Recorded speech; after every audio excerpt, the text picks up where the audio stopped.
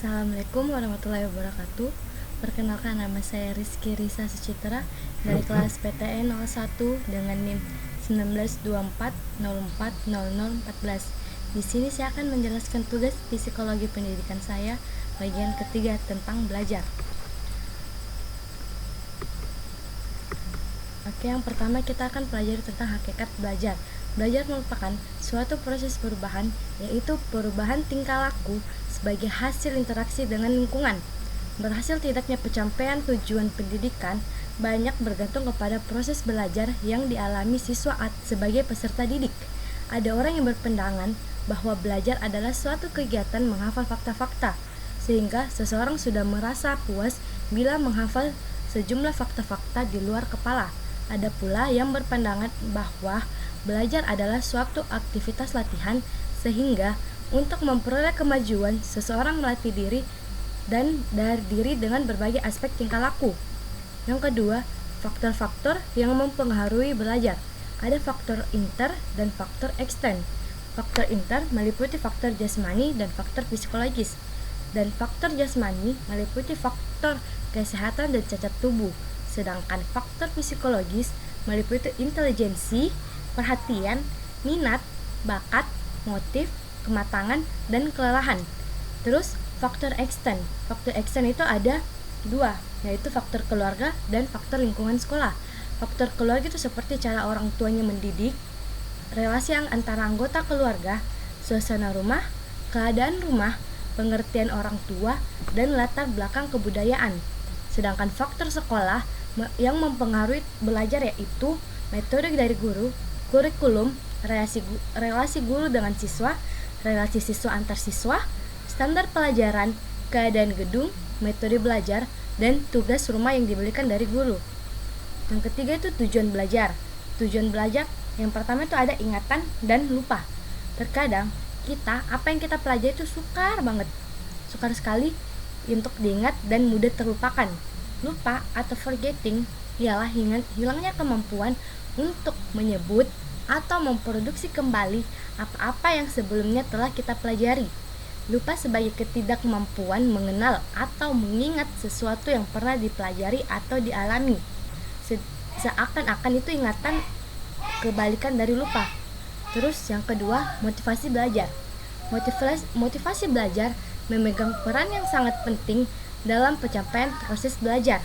Motivasi belajar yang tinggi tercermin dari ketekunan yang tidak mudah patah untuk mencapai sukses meskipun dihadang oleh berbagai kesulitan.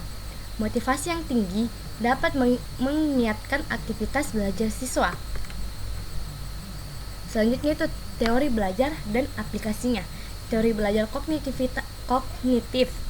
Pengaplikasinya itu pendekatan psikologis kognitif lebih menekankan arti penting proses internal mental manusia. Yang kedua, Ausubel.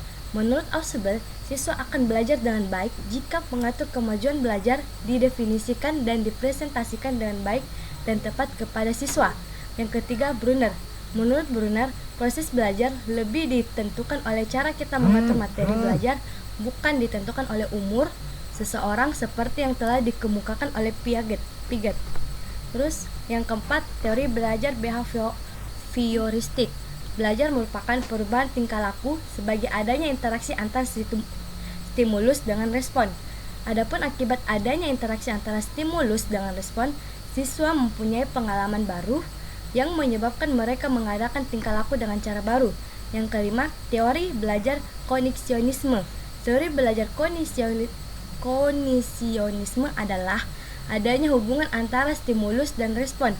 Agar tercapai hubungan antara stimulus dan respon, perlu adanya kemampuan untuk memilih respon-respon yang tepat serta melalui percobaan-percobaan atau trials dan kegagalan atau error. Terus yang keenam, teori belajar classical conditioning. Dalam classical conditioning terdapat istilah generalisasi stimulus dan diskriminasi stimulus. Kecenderungan organisme memberi respon tidak hanya pada stimulus yang dilatihkan, tetapi juga pada stimulus lain yang berhubungan, disebut generalisasi. Terus yang ketujuh, teori belajar operant conditioning. Tokoh dari teori ini bernama Bruce Friedrich Skinner dan lebih terkenal dipanggil Skinner. Seperti Pavlov, Skinner memikirkan tingkah laku sebagai hubungan antar perangsang dan respon. Tetapi Skinner membedakan dua macam respon, yaitu yang pertama respon yang ditimbulkan oleh perangsang tertentu dan disebut responding respon, dan yang kedua respon yang ditimbulkan dan berkembang diikuti perangsang-perangsang tertentu disebut operant respon atau instrumental respon. Yang terakhir, yang kedelapan, yaitu teori belajar humanistik. Menurut teori ini, tujuan belajar adalah untuk memanusiakan manusia. Proses belajar dianggap berhasil jika si pelajar telah memahami lingkungannya dan dirinya sendiri. Teori belajar ini berusaha memahami perilaku belajar dari sudut pandang pelakunya, bukan dari sudut pandang pengamatannya. Sekian dari saya, kurang lebihnya mohon dimaafkan. Terima kasih. Assalamualaikum warahmatullahi wabarakatuh.